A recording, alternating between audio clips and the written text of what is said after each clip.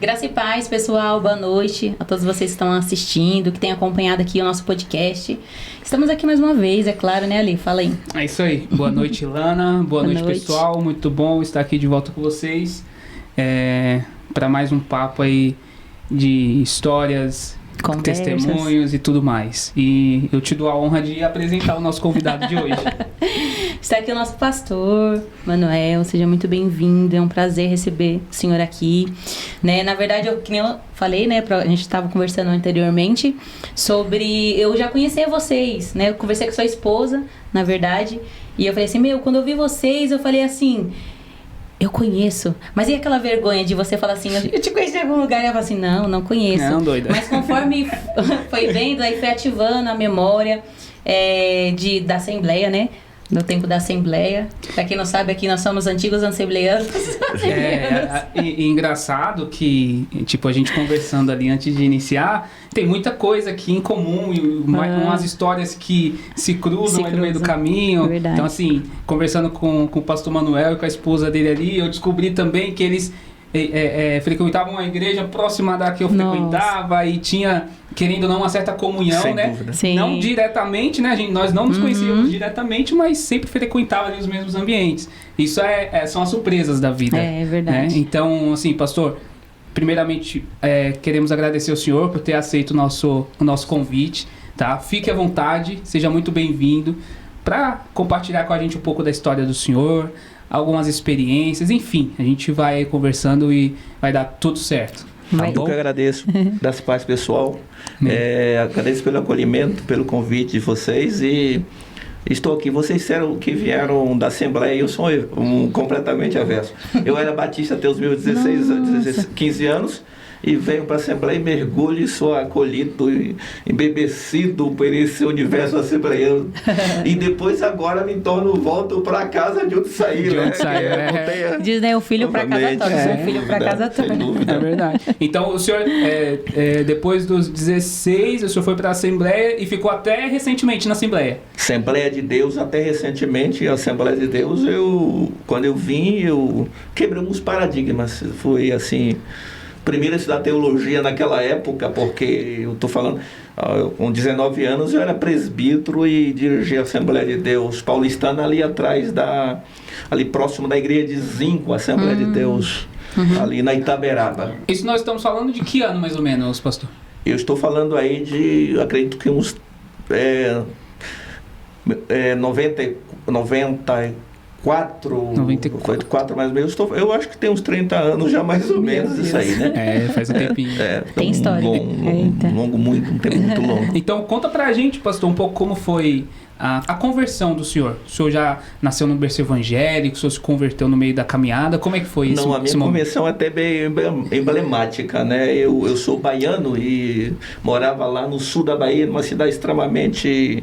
lugar pequeno, lugar quase que inexistente no mapa, e apareceram uns assembleianos pregando, eu tinha 9 anos. Nossa. E aí eu de short, camiseta no meio da barriga, no Nordeste, pé descalço, e eles pregam o evangelho e a graça de Deus me alcança, né? Eu fico embriagado pela graça de Deus e ali eu levanto a mão no meio daquele pessoal naquela praça e me converto. Só que a Assembleia de Deus foi embora dali. Certo. 2 anos depois, os batistas instalam uma igreja lá. E aí eu mergulho de cara na igreja batista e então, fico até os meus... os pais do senhor, o senhor não vem de um lar evangélico? Não. O senhor foi o primeiro? E em seguida, a minha mãe se converte uma igreja pentecostal, daquela bem pentecostal, que não era assembleiana. E depois minha mãe veio para a Assembleia e eu vim para a Assembleia com a minha mãe, com... 16 anos. Isso já aqui em São Paulo ou na Bahia? Em São Paulo. Aqui em São Paulo. Eu vim em São Paulo muito menino, eu cheguei em São Paulo em 1980. O senhor é nordestino raiz, então aquele nordestino que veio para desbravar a vida nova em São Paulo, né? Trabalhar, tipo assim, né? Na verdade... Eu fui cooptado pelo São Paulo. São Paulo me cooptou e me inversou e eu fiquei aqui. E ficou. O senhor ainda tem raízes na Bahia? Tenho, ou tá todo meus mundo pra parentes. cá? Eu tenho um lugarejo lá que praticamente o lugar inteiro é a minha família, né? Tem umas 2.000 pessoas lá. Meu Deus! O senhor visita lá ainda? Não. Infelizmente, a última vez que eu estive na Bahia foi em 82. Nossa, muito bastante tempo. A minha irmã vai anualmente. Sim. A minha irmã vai anualmente para lá. Aham. Nossa, faz um tempinho. Faz um tempo. Mas só curiosidade, o senhor tem vontade de retornar lá? Eu tenho ou- de ir com a minha mulher e os meus 3 filhos. Ah, legal. Nossa, A gente, de uma hora a gente vai pegar o carro, vai dirigindo até lá, nós tínhamos sempre esse projeto. Aham. Mas empreendemos a vida inteira, de repente, empreendendo, a gente vai para outros lugares, mas não vai justamente para o lugar de origem da gente, Sim, né? Aham. verdade. Legal. Benção. Então a gente está aí falando que aos 16 anos o senhor vem para a Assembleia aqui em São Paulo e ali o senhor começa então a caminhada cristã na Assembleia. CBD do Ministério Paulistano. Paulistano. Foi mais ou menos aí que a gente acaba se cruzando. A Assembleia, o senhor era do Ministério Paulistano, eu era do Ministério de Perus. E a gente sempre se comunicava, né? Sempre estava um na igreja do outro, né? Muito legal. Essa comunhão, né? Exato. Essa coisa de convidar jovens de grupos se unirem, enfim, participarem e ajudarem, contribuírem de certa forma com a outra igreja, com a igreja com irmãs, né? Exato. Sim. Então, assim, o senhor falou que aos 19 anos o senhor já era eu era presbítero. dirigia a igreja, pastorava uma igreja solteirão. Era o que eu ia falar. É engraçado que o senhor falou que era solteiro, Eu né? quebrei algum paradigma. Eu e o pastor Elias Patrício, que é do Belém, que é um pregador famoso itinerante aí, que inclusive viaja o Brasil inteiro pregando. Eu e ele, únicos, eu acredito que eram presbíteros solteiros naquela época. Porque não podia, né? Não podia, porque a Assembleia de Deus, com o seu lado tradicional, não permitia, sob hipótese nenhuma. Verdade. Isso é verdade. Agora, ao que o senhor atribui essa quebra de paradigma? Porque assim, a gente está falando de uma época onde existia muito essa rigidez, essa tradicionalidade, né? Sim. E aí a gente se depara com um jovem de 19 anos no cargo de presbítero, dirigindo igreja e solteiro. Solteiro. Ao que o senhor atribui essa quebra de paradigma? Eu acredito que a chamada também, porque quando eu estava na Bahia, a Igreja Batista tradicional, o seminário onde formava jovens era em Recife. O pastor Salvador identificou uma chamada em mim e ele ia me mandar para Recife para que eu estudasse teologia na Faculdade Teológica lá da Bahia, em Recife. Em Recife, para quê? Porque as formações dos pastores batistas, eles iam lá do Nordeste, eles iam para Recife formar. Inclusive a Valnice Milhomes, aquela pregadora famosa, ela se formou naquela Faculdade Batista lá de Recife. Ô pastor, deixa eu fazer uma pergunta. Antes do pastor ao qual identificou o seu chamado, né, até hoje começou como presbítero, né? Sim. Até mesmo aqui na Igreja Assembleia de Deus, ela tem um protocolo a seguir, Sem né? dúvida. Né? Sem dúvida. O senhor já sentia que era existente esse chamado? Já era nítido? Eu tinha uma loucura, eu tinha uma fome incansável, indetível, assim, pela Bíblia, né? Que a Bíblia sempre foi meu manual de conduta e de leitura. Uma leitura diária. Eu leio a Bíblia diariamente, continua até hoje. Sim. Então, essa fome pela Bíblia, a gente coloca a Bíblia para dentro, não tem como você ser detido de repente, né? E aí, quebramos esses paradigmas e esses protocolos. Que bem. Agora, a gente estava conversando ali e o senhor falou que lê muito. Leio 4 livros por mês e a minha média. Então, eu desencralar quebro todos os lápis da mente. Agora, isso é desde criança ou o senhor criou esse hábito mais pra frente? Infelizmente, até brincando, atribuí isso à minha irmã, Socorro, porque quando eu era pequenininho, ela me viciou em gibi. Então, eu troquei a leitura de gibi por livros. Muito bom. Ela comprava livros, que hoje nem existe mais aqueles livros, e me dava. Então, eu comecei a ler aquilo, aí eu desenvolvi uma sede intensa pela leitura, aí eu transferi para livros, aí não parou mais. Dentre todos esses livros aí, essa biblioteca, qual o livro que hoje você indicaria, assim, você falou assim, é necessário um cristão ler esse livro? Mindset mental, que ele vai falar padrão de crescimento, padrão congelado de pensamento. É escrito por uma psicóloga americana, Carol de alguma coisa, eu não lembro agora o sobrenome dela, que ela descreve as algemas emocionais, interna e externa, que o evangelho, o evangelho, o ser humano nasce de novo, o espírito nasce de novo. mas a emoção precisa ter tratado, precisa algum dia vez tirar alguns lixos, então algumas algemas mentais, emocionais, elas ficam lá. Então, por isso que Tiago escreve para acolher como ensinar uma palavra injetada em vossa alma. A alma precisa ser tratada, as emoções. Então, esse livro vai escrever padrões congelados de pensamentos e padrões de crescimento. É um livro espetacular. Uau. Que chama Mindset, que é padrão de pensamento. Eu já vi esse livro. É um livro espetacular. Já vi. Ele vai quebrar algumas... Agora, o senhor contabiliza quantos livros o senhor lê ou não? O senhor tem essa... Eu leio 4 ao mesmo tempo com temas diferentes. Eu vou lendo ao mesmo tempo, escrevendo. Todos os meus livros são riscados. Eu uso uma caneta vermelha e uma azul para escrever. Então, na realidade, eu extraio o pensamento do livro e escrevo nas margens e depois eu transfiro isso para um caderno e vou arquivando. Sim, os pensamentos mais centrais que provocou que despertou algo em mim, aqueles pensamentos maiores, e eu transcrevo ele para cadernos. O senhor sabe quantos livros o senhor já leu até hoje? Mais de 3 mil livros eu já li. Mais de 3 mil. A Débora, minha esposa, que está aqui, quando eu a conheci há 27 anos atrás, ela fui namorar com ela, eu levei ela para um sebo para comprar livro. Ela achou que eu ia levar ela para alguma... Até hoje, foi para o sebo. Ela achou que eu ia levar ela para o restaurante. Passei 2 horas, 3 horas enfadonho lá para escolhendo o livro. Ela é louca para um jantar. Vou te trazer para comer livros. Bendito que você meia livre e faz um pouco pensar. Muito bom. Muito bom. Agora, nossa, eu fiquei... Nossa, eu levo pra gente. Dá um sebo, poxa. Eita. Essa é nova. Eu imagino qual foi o pensamento dela, né? Eu não sei. Acho que ela tava assim... Qualquer hora, depois eu te amo, amor, assim, eu te amo, mas não era isso que eu queria, não. O preço do livro, do conhecimento. O conhecimento tem peso. Tá certo. O senhor pensa em escrever? Eu tenho os 3 temas de livros espetáculo. Está escrito, eu só vou lançar. Eu acredito que é uma espécie de distopia. Livro, eu acredito que é um livro. O tema é fantástico, é extremamente. Já estou curioso. Eu trabalhando ele, estão acabados, eu preciso só organizá-lo, porque eu sou extremamente. Eu me cobro muito. Qualquer área que eu vou falar, eu vou descrever, eu preciso conhecer isso com precisão, dominar com maestria. Para mim, sem maestria, não há sucesso. Viu, Alexandre?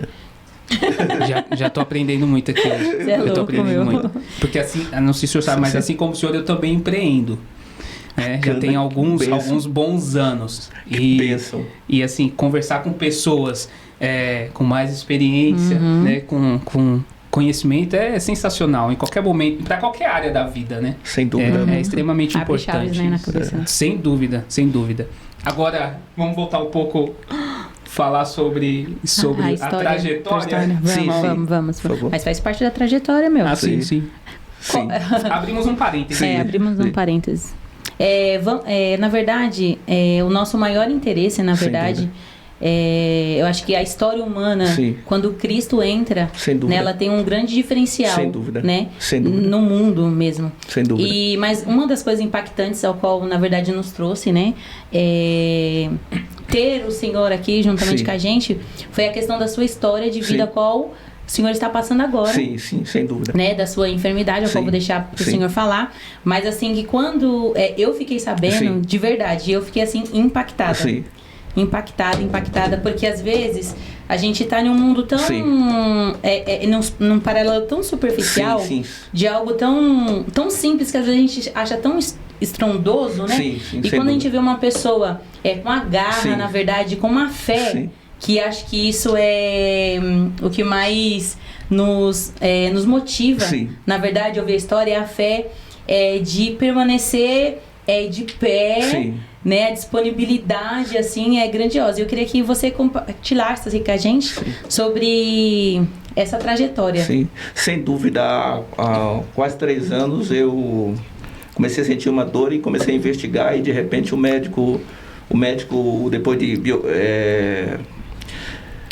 radiografia, cintilografia, Sim. biópsia, tomografia e tudo. O médico disse para mim, chegou e disse para mim na lata: explodiu câncer em todo o seu corpo, uma metástase. Uau.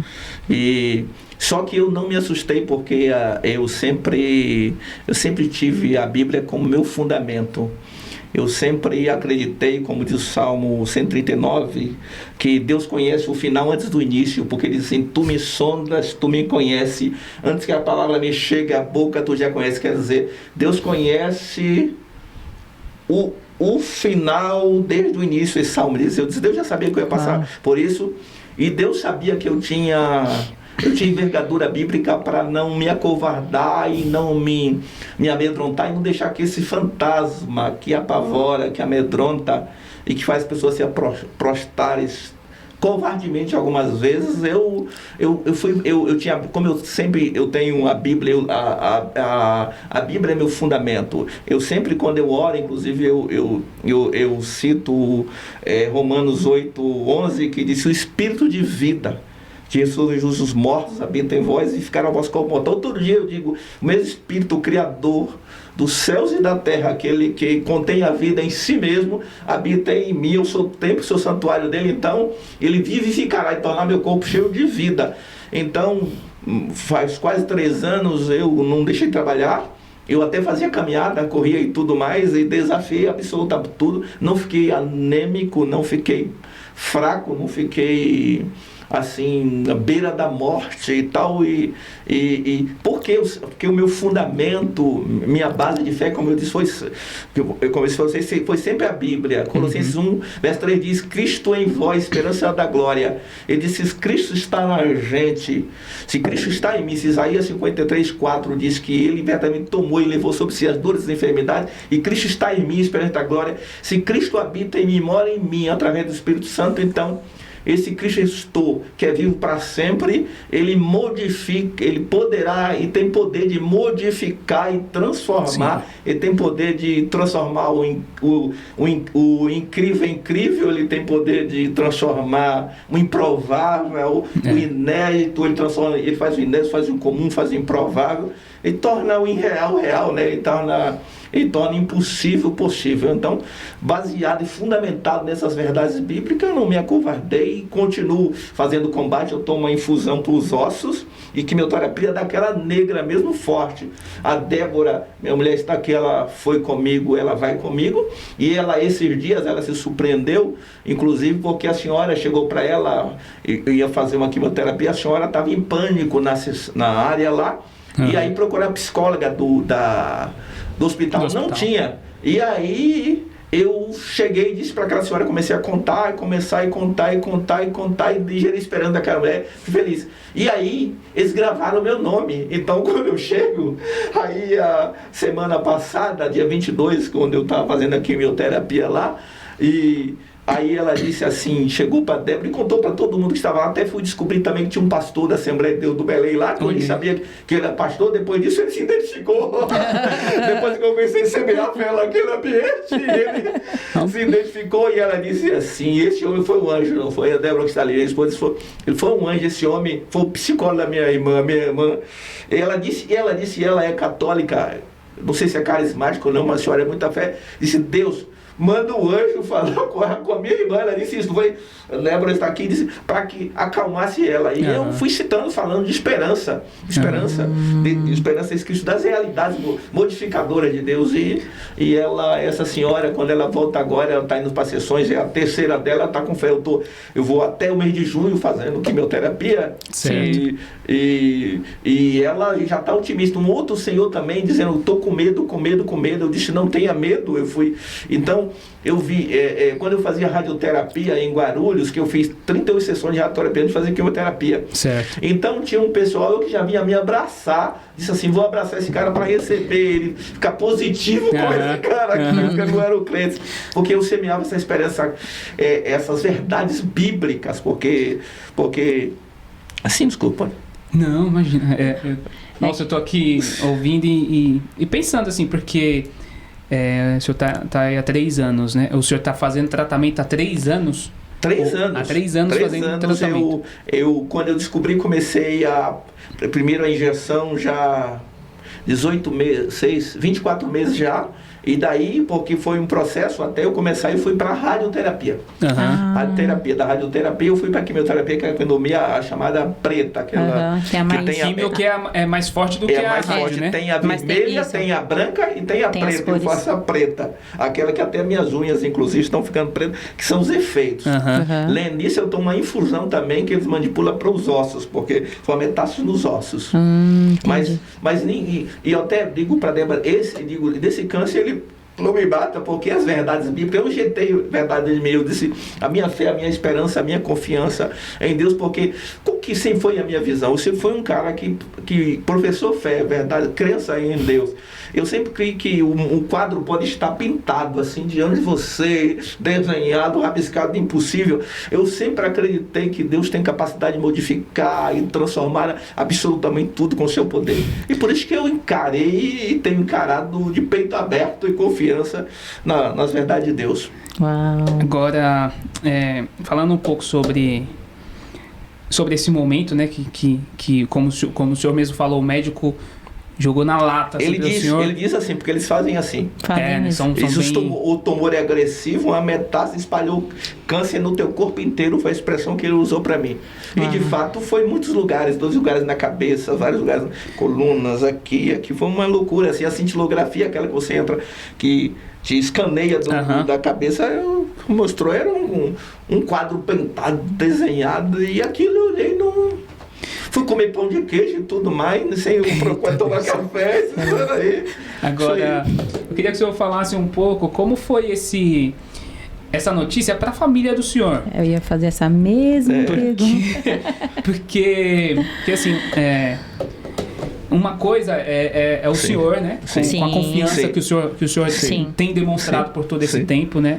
Esse vigor, essa vontade de viver mesmo. Mas como que foi, né, para a esposa do senhor, para suas filhas, saber dessa notícia, né? Porque assim, a gente está falando de uma doença que mata pessoas a rodo. Ela é uma sentença de morte. O câncer é uma sentença de morte. E no caso do senhor, né?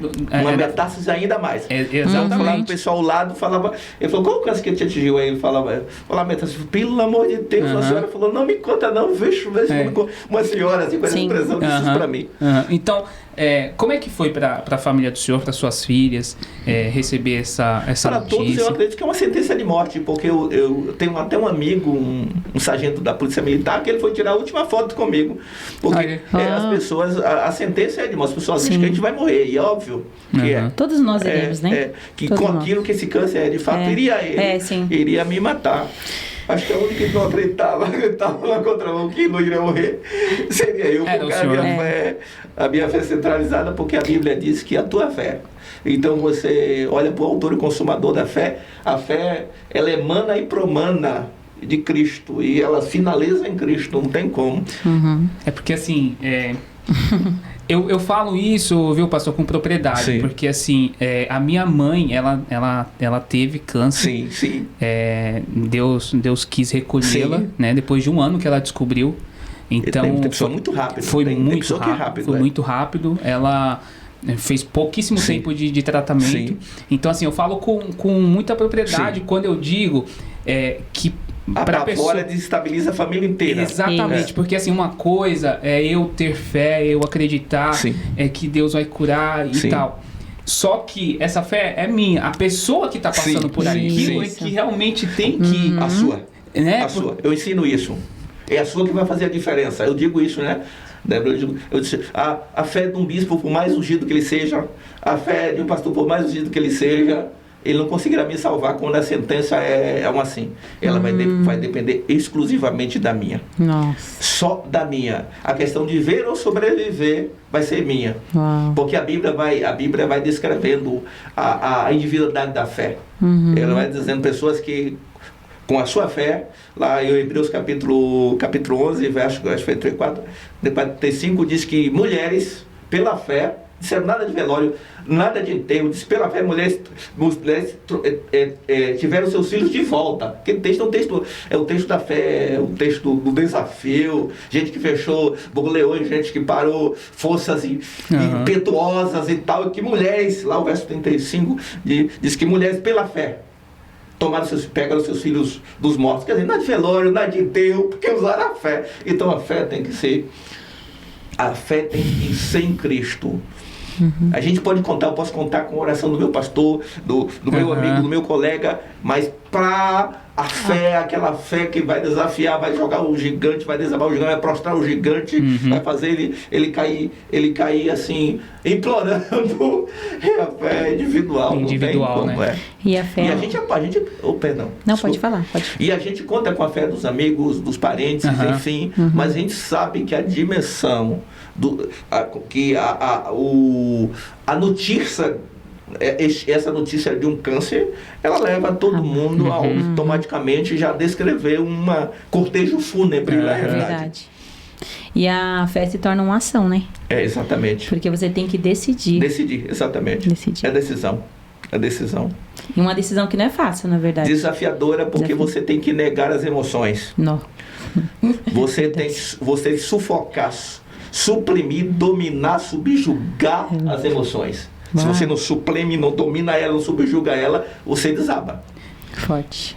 É aí que o câncer mata muitas pessoas, né? Foi isso que os médicos disseram. Inclusive, o médico lá do hospital, aquele hospital do centro de São Paulo, Clínicas, não? Não, aquele que tem... Brigadeiro. Brigadeiro. O primeiro atendimento dele, ele me atendeu, a primeira consulta. Então eu voltei nele há uns 3 meses e aí eu não reconheci ele.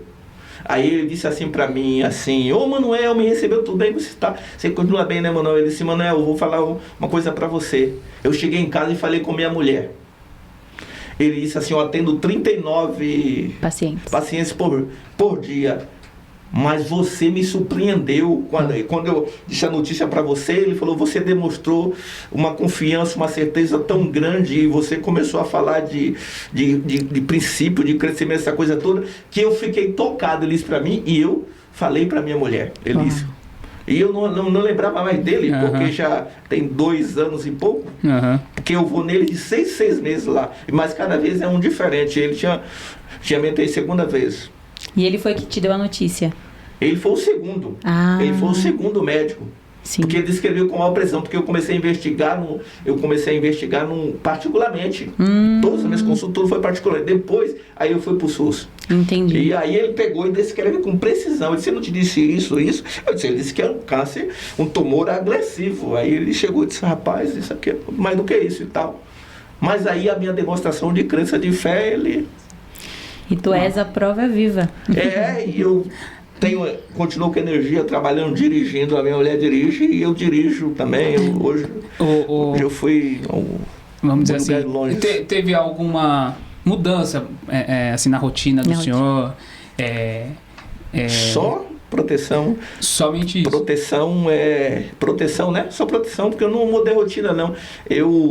Eu até uns dias atrás, porque antes da pandemia, meu filho, meu irmão, aquela pandemia do Covid, sim, nós todos os domingos nós íamos da Ponte do Pigri até a Paulista e voltávamos fazendo caminhada e correndo. Então nós fazíamos isso, né? A pandemia inteira. Então eu sou um cara acostumado a fazer caminhada e corrida longa, então eu continuei com isso. Aí que o médico me mandou diminuir um pouco para não fazer muito impacto, mas eu tive com ele agora dia 22, eu disse para ele: eu posso fazer academia? Ele disse assim: porque eu pedi muita massa muscular. Ele disse: vai, mas você tem que fazer assim, colocar os pesos, e não porque você está em tratamento e tal. E a médica me atendeu e disse assim: você responde como você tem respondido muito bem aos tratamentos, mas é a fé, aquela fé. Eu digo sempre, eu disse inclusive lá quando nós estávamos na sala, dia 22 agora, inclusive que eu descobri que a senhora era pastor e tudo mais, que estava as senhoras, e que iam fazer quimioterapia. Eu disse o seguinte: a Bíblia diz que os são não precisam de médico. Logo então a palavra de Deus diz que o doente precisa de médico. Mas eu faço o tratamento, mas eu não tenho ao médico como plano A, eu tenho ele como plano B, porque o meu plano A é Jesus, são as verdades bíblicas. Eu disse, conto com ele, faço, porque é bíblico também. Os são não precisam, mas doentes precisam. Né? São verdades bíblicas que saíram da boca de Jesus de Nazaré. Sim. Então, eu consigo equilibrar ciências e fé. Eu acho que isso não estão desconectado, não houve essa ruptura, sabe? Entre fé e... Agora, fazendo um pouco de paralelo, assim, em 3 anos de tratamento, o que o senhor... Deixa eu tentar elaborar minha pergunta aqui. Aprendi ou foi de experiência ou que mais me... mais ou menos, assim, vendo, porque assim... eu lembro quando a minha mãe iniciou o tratamento que ela ia fazer, ela se tratou no Pérola Abaixo, né, que é um hospital de referência da mulher e tudo. E ela sempre que ia, de vez em quando eu acompanhava e tal, então ela sempre se encontrava com outras pessoas fazendo o mesmo tratamento, então por meses ela acaba criando uma empatia, cria uma empatia pelas outras pessoas. Sobre a mesma dor, sobre o mesmo... Exatamente, então é exatamente isso que eu queria perguntar para o senhor. Criando esse vínculo, né, com as outras pessoas e tudo mais, o que o senhor vê assim no ser humano em si, né? Principalmente o ser humano que não tem Deus e passa por uma situação dessa. Qual análise que o senhor poderia fazer para uma pessoa sair de uma situação dessa sem Deus? Porque é lógico, existe a questão da pessoa, da força de vontade de viver e tudo mais. E a gente vê casos de pessoas que conseguem sair de uma situação dessa e pessoas incrédulas, né? Muitas vezes incrédulas. Então, na convivência que o senhor teve com essas pessoas, o que o senhor poderia dizer assim de atitudes ou forma de enxergar essa doença que cria assim, uma diferença daquelas pessoas que conseguem dar a volta por cima e aquelas que não conseguem? O que eu observei é o seguinte, está muito claro, como você vai conversando e você vai percebendo, o ser humano é um ser narrativo verbal. O ser humano narra o que está dentro e narra o que ele está vendo fora. Então, as palavras vai dizer o mundo mental, o mundo emocional dessa pessoa. Então, para o ser humano ser esse narrativo verbal que narra o que ele está vendo, o que está dentro, eu vi isso. Pessoas que, sendo crente ou não, que tinham uma mentalidade negativa, de medo, de fracasso, morreram mesmo. Alguns já ficaram no caminho, outros estão muito mal. E então aqueles que Romanos capítulo 12 diz para você transformar pela renovação do entendimento.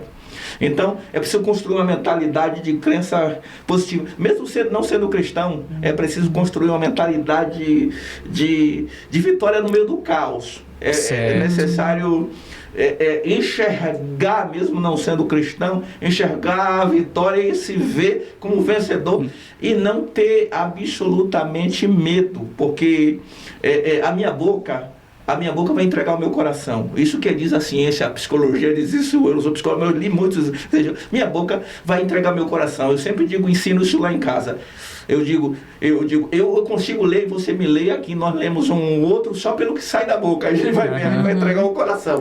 Então, se o que vai sair pela minha boca é aquilo que está dentro. Quando eu vi as pessoas já falando de medo, de tal, e tal. E o grande problema ainda, para quem enfrenta um tipo de câncer, é que as notícias que chegam, as mais apavorantes, porque a pessoa diz assim, eu tive um parente e já foi.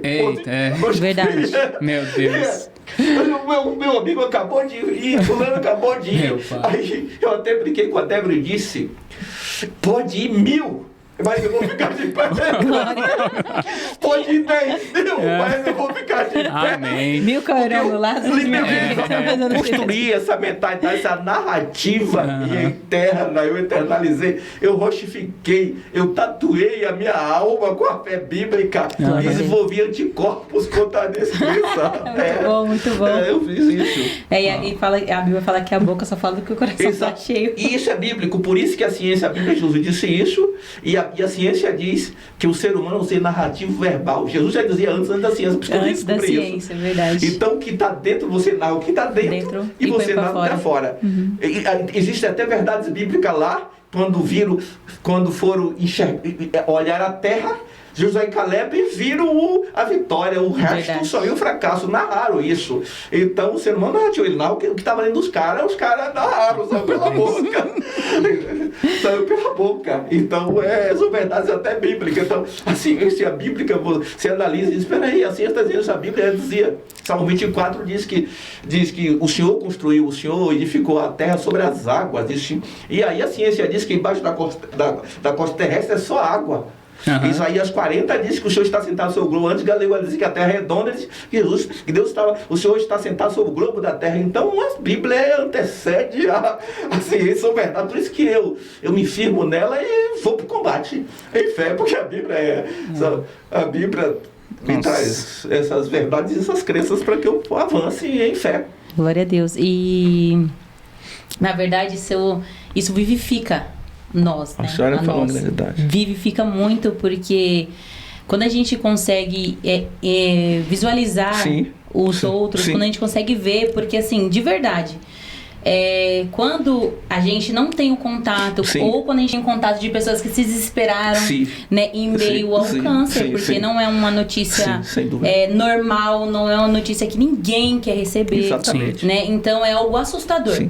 Tanto que as pessoas costumam dizer assim, recebeu a notícia, morreu. Incrível, né? Aquela pessoa recebeu a notícia, morreu, por quê?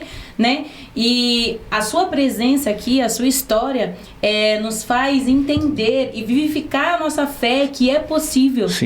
E não é possível porque simplesmente você tem fé. Exatamente. Porque é possível porque você disse que teve um manual anteriormente, que é a Bíblia. Exatamente. Então a sua fé não é paudada em...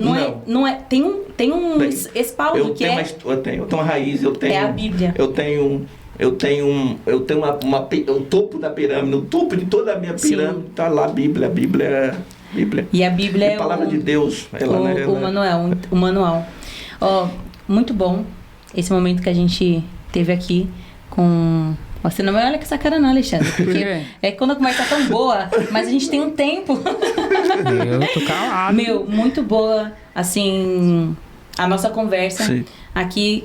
A gente trouxe mesmo, a gente queria muito trazer essa clareza sobre como que é ter fé em meio à notícia de morte, né? Em meio a um protocolo, né, dado por alguém que Deus deu conhecimento, que são os homens. É a realidade, né? não é ficção. Não é isso. Está pautado em ciência. Justamente. E ver que é possível sim. É possível resistir, é possível prolongar, é possível em meio a tanta turbulência, a tanto caos, você viver bem, você não mudar quase nada, né, em meio a essa trajetória, porque quantos receberam notícia mesmo e talvez entraram em depressão, né, se trancaram dentro de quartos, mas hoje, né, eu creio que todos que estão assistindo vão ser edificados e saber que existe alguém que por meio de algo que se chama Bíblia, que se chama a palavra, fortaleceu a sua fé,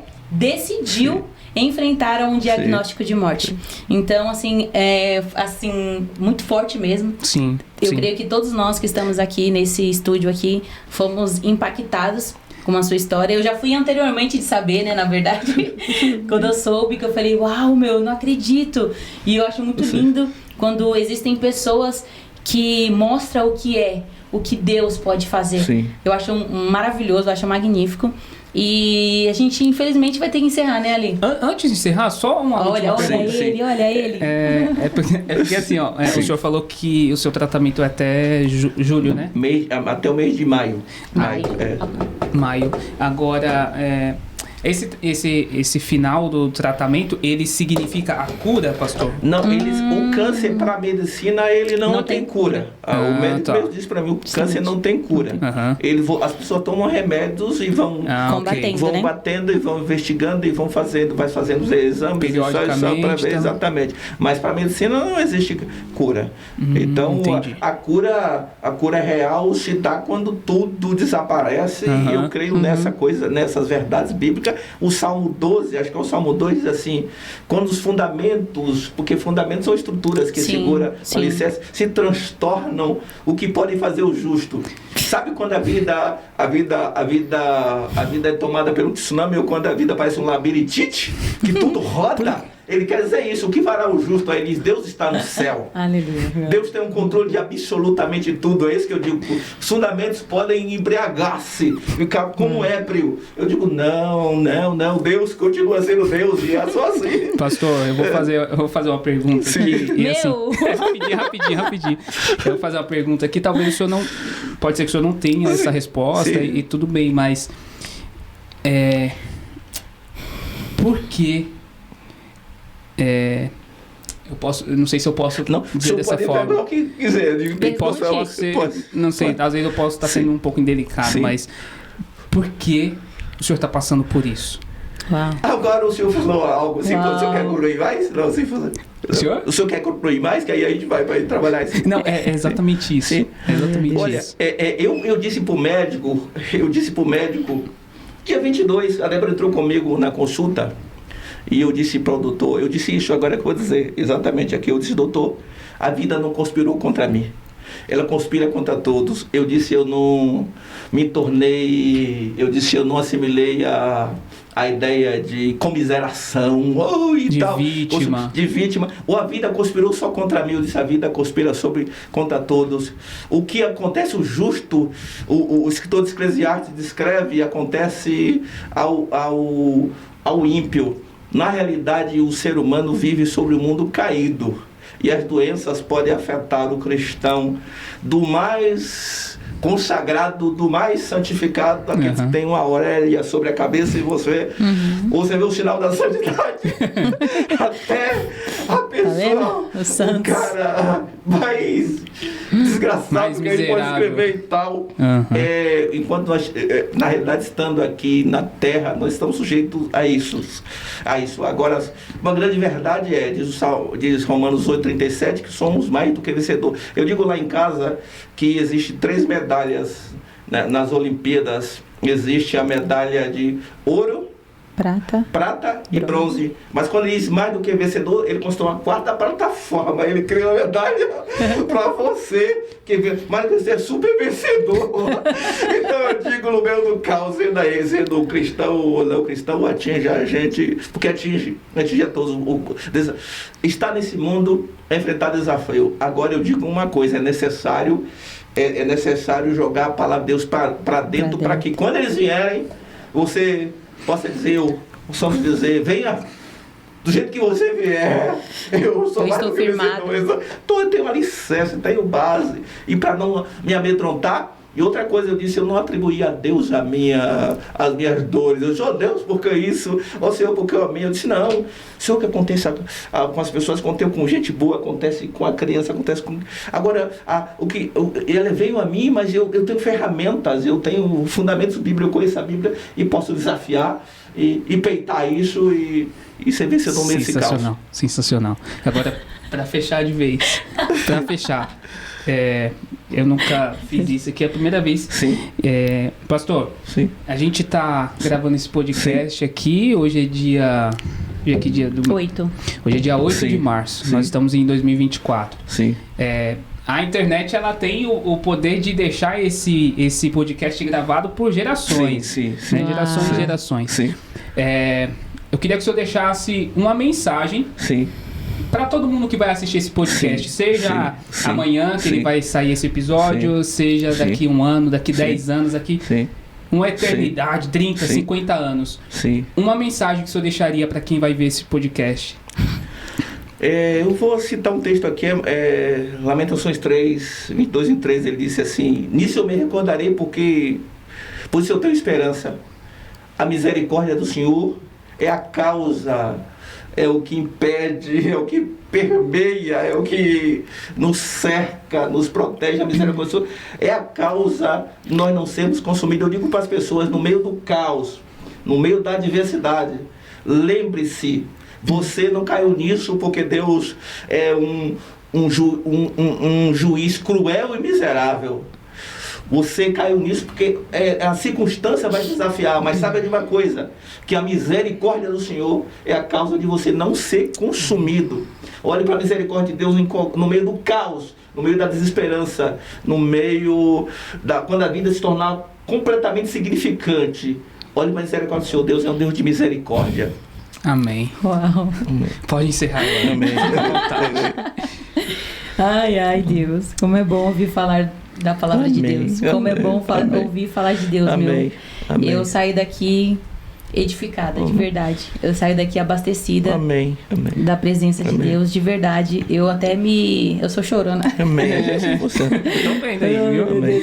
Amém. Mas é muito Amém. impactante mesmo a gente ouvir e, nossa, é muito profundo, eu não consigo nem Amém. falar. Pastor, a gente queria agradecer imensamente. Eu que agradeço De coração. verdade, tá? Por senhor ter compartilhado um Amém. pouco da Amém. história do Eu senhor. que agradeço. A gente tava conversando antes de iniciar e Sim. tem muita coisa que a gente pode falar Sim. ainda, né? A gente sabe que o senhor é um estudioso da palavra, então certamente terão outras oportunidades, né? Em Amém. um outro momento o senhor também contar um pouco mais da sua história. Amém. Né? Verdade. Vamos gravar um dia com a sua esposa também, né? Ela ali nos bastidores ali. Porque na verdade a gente viu a vertente dele, né? De fato ele ser. Isso. Mas como que é, né? Você estar do lado de uma pessoa e, né? Enfrentar todas essas É verdade, circunstâncias. é verdade. Muito bom, muito bom. E eu não sei o que Deus tem reservado, Amém. né? Nem pro Senhor, nem pra nós. Sim.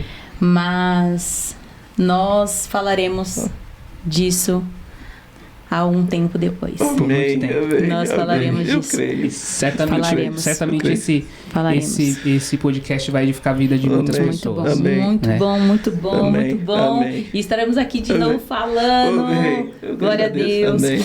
E, pastor, como a gente tem um costume aqui, né? A gente sempre encerra Sim. falando o nosso propósito aqui da igreja. Que a gente tem o nosso propósito que é amar a Deus, Amém. amar ao próximo e servir ao reino. Então Amém. a gente sempre finaliza falando esses 3 Amém. objetivos aí, metas aí que a gente tem, né? No longo da Amém. nossa jornada em Amém. Cristo, tá bom? Amém. Eu vou contar até 3 e a gente fala, né, Ale? Isso aí. Então vai lá. 1, 2, 3. Amar a Deus, amar ao próximo e servir ao reino.